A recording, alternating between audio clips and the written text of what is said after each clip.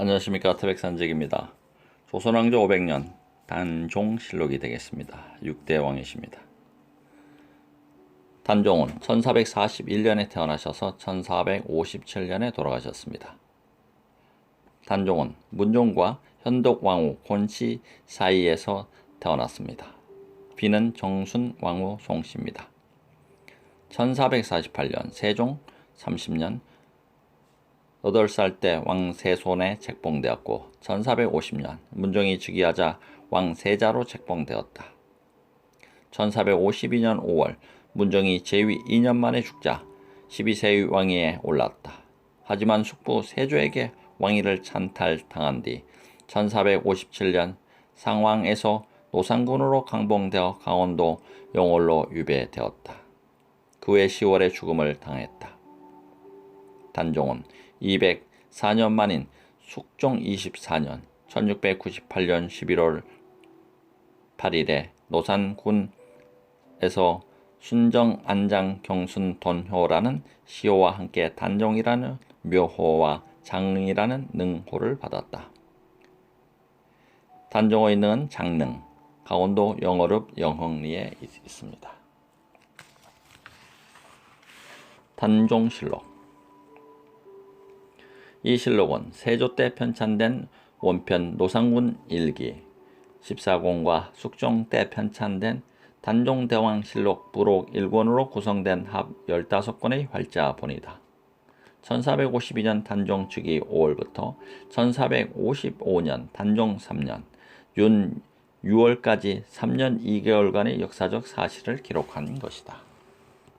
처음에는 노사군 일기로 했지만은 1698년 숙종 24년 단종이라는 왕호를 회복한 뒤 단종실록으로 개칭되었다. 따라서 실록 표지에는 단종실록으로 되어 있지만은 내면의 권차와 판심에는 노상군 일기로 되어 있다.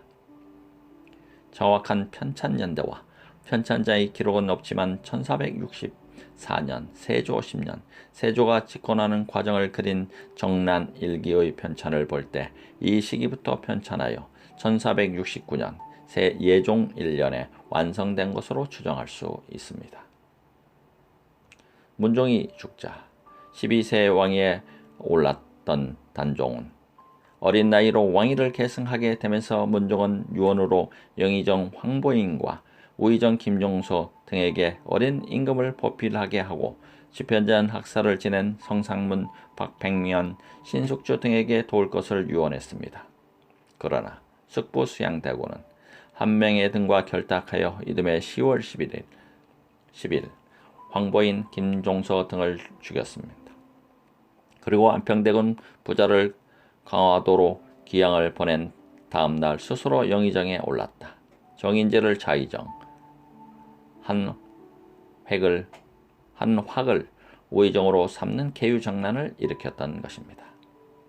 정권을 잡은 수양대군은 동생 안평대군에게 사약을 내리고 다음날 6월 11일 넷째 동생 금성대군 등이 반란을 깨었다며 상령으로 기양 보냈다. 단종으로부터 대보를 물려받은 근정전에서 왕위에 올랐다. 이에 따라 단종은 사왕이 되어 창덕궁으로 옮겼다. 이때 수양대군의 왕위 찬탈 행위에 반기를 든 집현전 학사 출신인 성상문, 박팽면, 이계, 유성원, 하이지, 유흥부 등 세조 2년 1456년 6월 1일 창덕궁의 연회석에서 수양대군 부자를 죽이고 단종을 포기하려고 했다. 그러나 김질의 밀고로 실패하고 모두 극형으로 죽었다.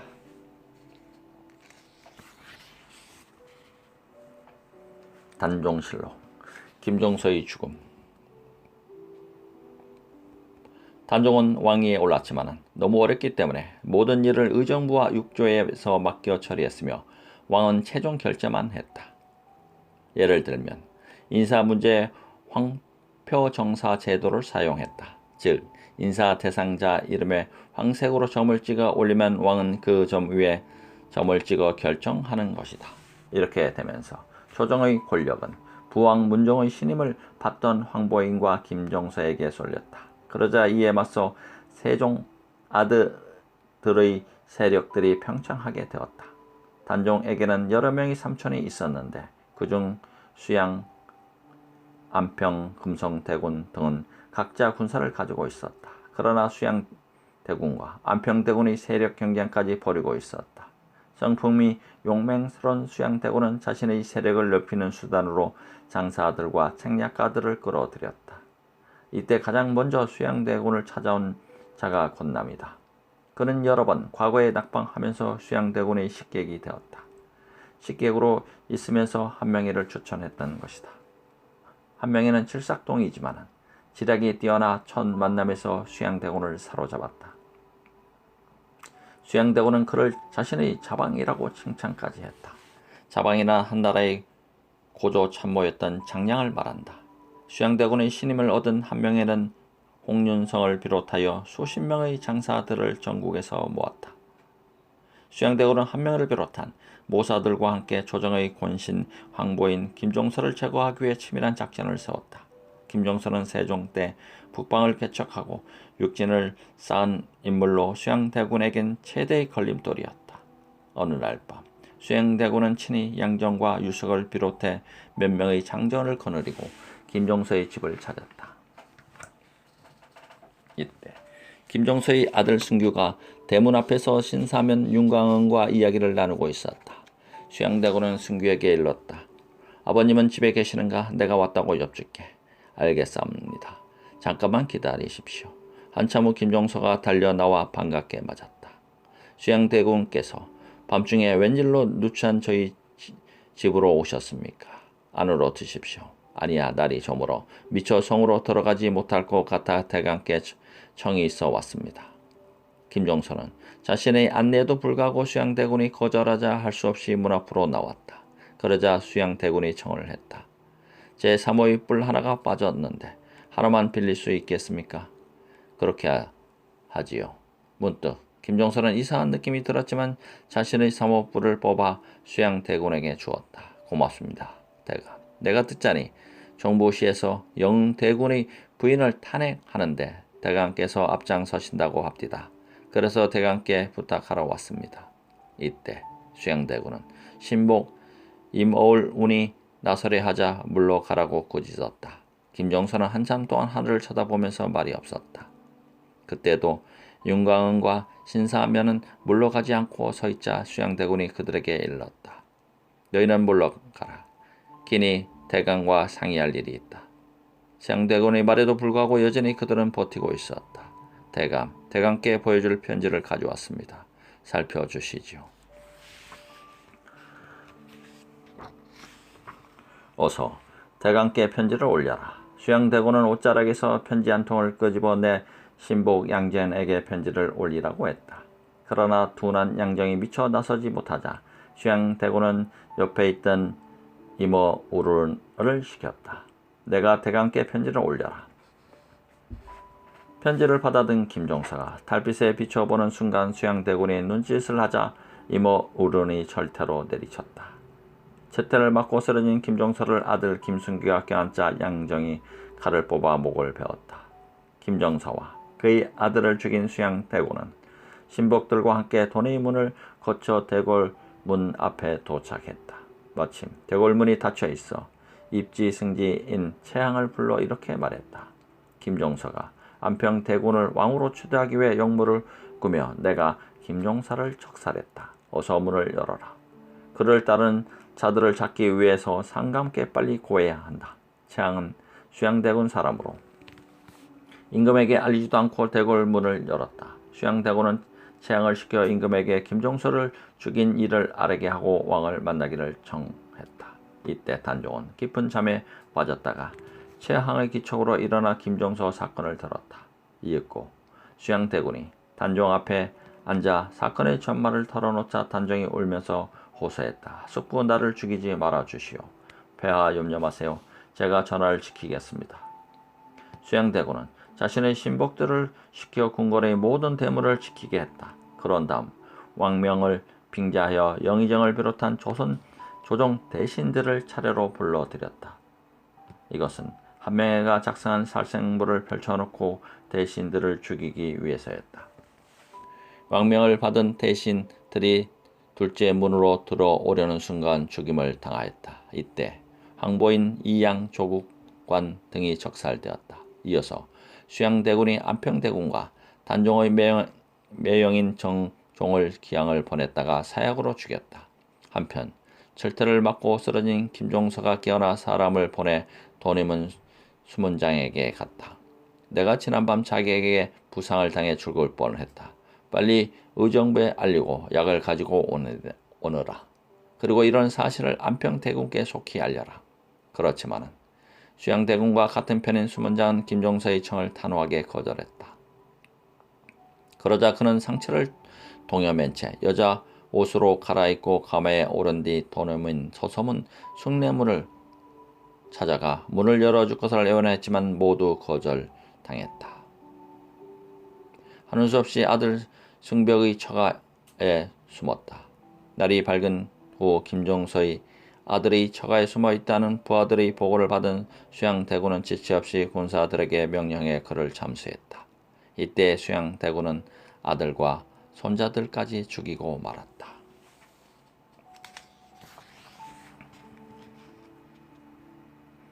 단종실록 간추린 야사.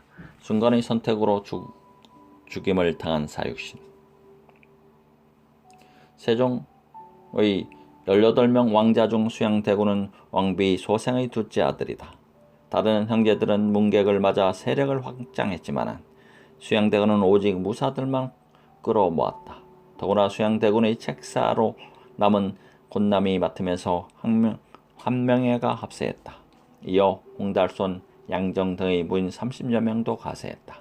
문종이 죽고 12살의 단종이 즉위했지만 수양대군은 왕이 어리다는 고실로 왕이 찬탈의 음모를 꾸몄다. 이 음모 가운데는 군남과 한명회가 있었다.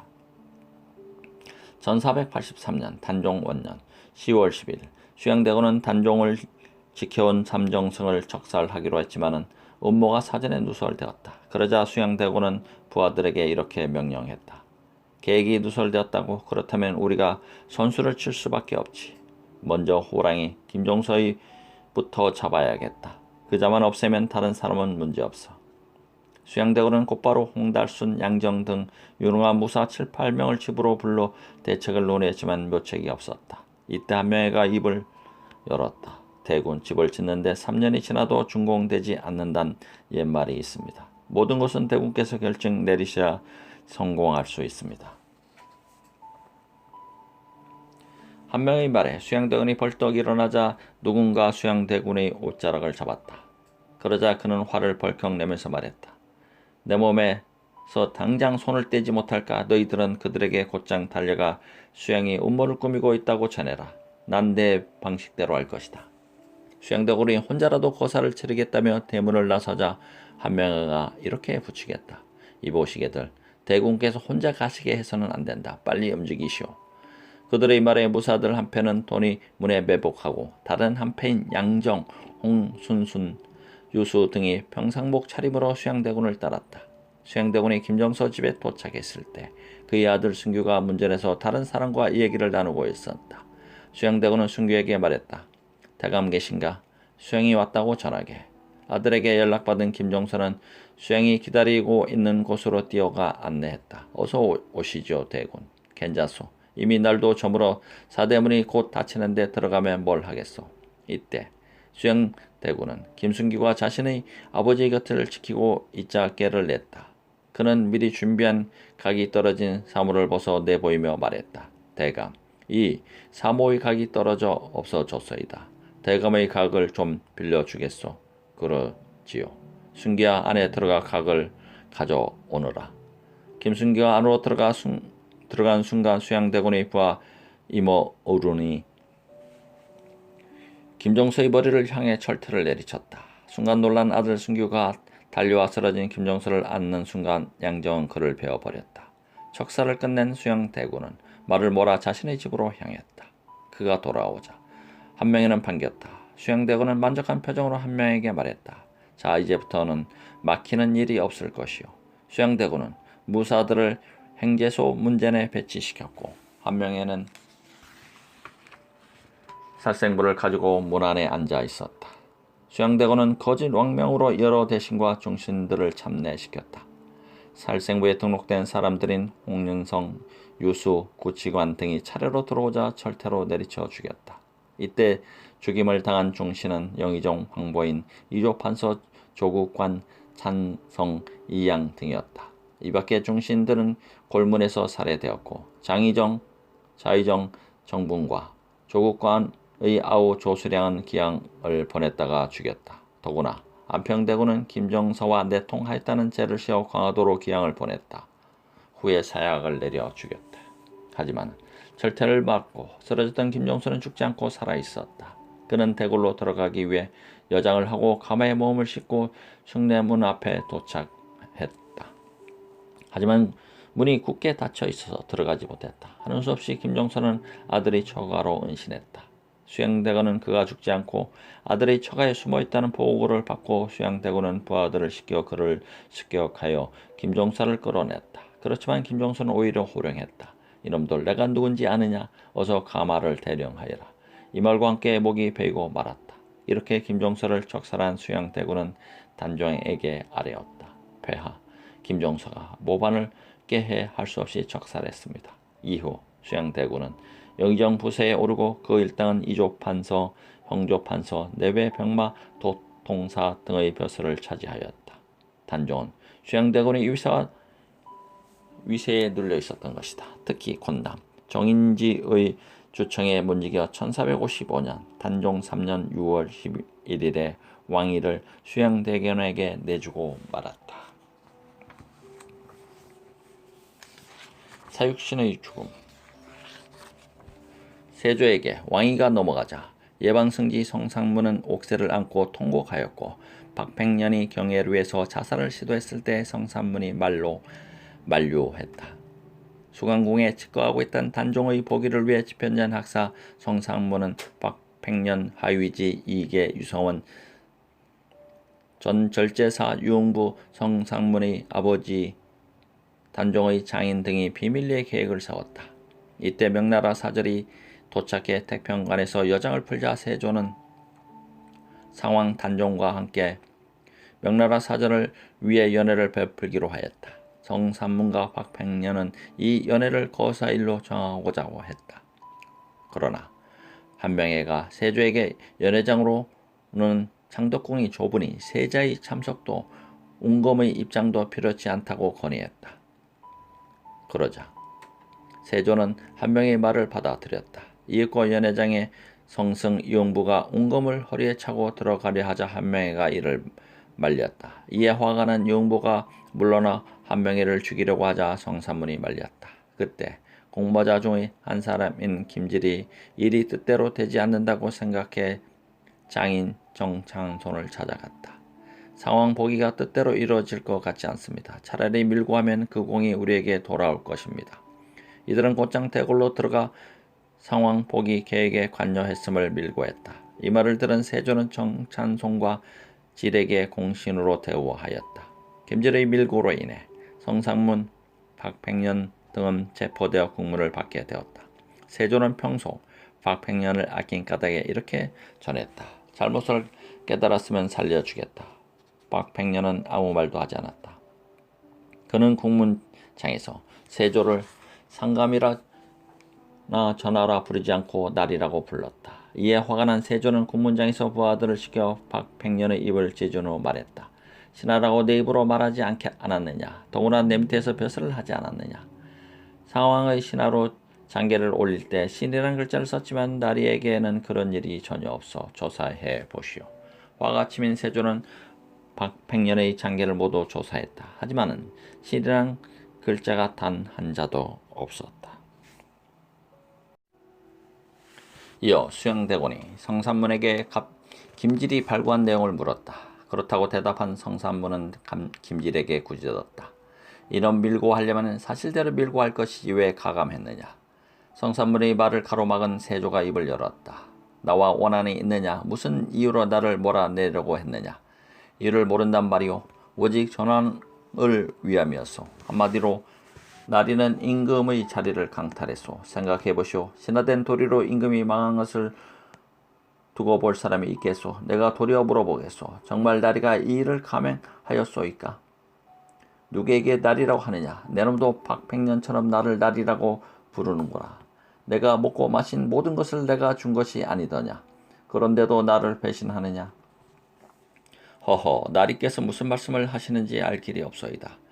상왕이 살아계신데 나를 신하로 부리고자 하시오. 더구나 나리의 녹을 먹어본 적이 없소이다.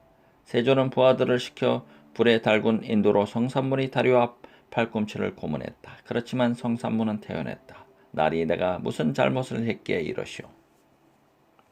때마침 신숙주가 세조 곁에 서 있는 것을 본 성산문은 그를 꾸짖었다. 숙주야, 부왕에게 부끄럽지도 않느냐. 지난날 부왕께서 우리들에게 과인이 세상을 떠나도 학사들은 힘을 모아 세자를 수호해 달라고 진탁을 벌써 잊었느냐.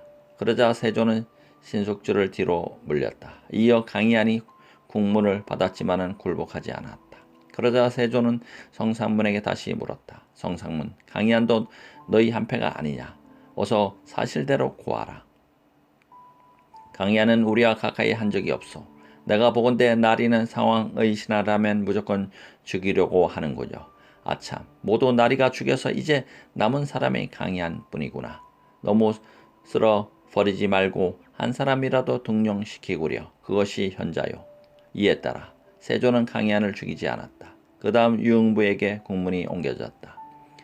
너는 무엇 때문에 연회석에 참석하려고 했느냐. 일적 검으로 역적무리를 패고 전황을 모시려 함이었다. 불행하게도 간사한 놈의 밀고로 망쳤지만은 꼬물거리지 말고 어서 목을 베라. 이에 세조는 유흥부의 살 가죽을 벗기는 고문을 가했다. 이때 유흥부는 성상문에게 후회의 말을 던졌다. 먹물을 먹은 자와는 동업을 하지 말라는 옛말이 맞구려. 그때 내가 세조의 도당을 도륙하려고 할 때 당신의 말을 듣지 말 것을. 당신 때문에 내가 이런 치욕을 당하는구려.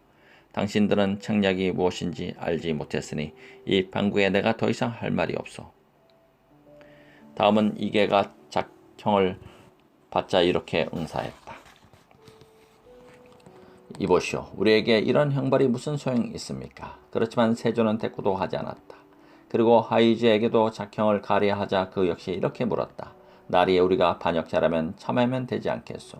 지금 무엇을 묻고 무엇을 대답한단 말이오. 이에 세조는 그의 말에 무슨 생각이 들었는지 작형을 가하지 않았다. 국문이 모두 끝나고 성상문이 형장으로 끌려갈 때 세조 옆에 있는 좌우 신료들에게 고하였다. 너희들은 내 말을 명심하라. 부디 어진 임금을 도와 태평을 누렸으면 한다. 오늘 나는 이승에서 고주를 세종을 뵐 것이다. 한편 유성호는 사예라는 벼슬로 성균관에 머물고 있었다. 성상문은 국문을 받던 날 성균관 유생이 그에게 찾아와 상황을 알렸다. 그러자 곧장 집으로 돌아와 술상을 차리게 한 후 부인과 이별주를 마셨다. 그런 후 자신의 가정 묘로 들어가 관대도 벗지 않고 칼로 목을 찔러 자살했다. 이때 부인과 식소들은 그의 자살 연유를 몰랐다. 한참 후 보교들이 찾아와 죽은 시체를 가져갔고 잔인한 세조는 유성원의 시체가 국문장에 도착하자마자 형리를 시켜 육시를 저질렀다. 단종실록이었습니다. 감사합니다. 태백산책입니다.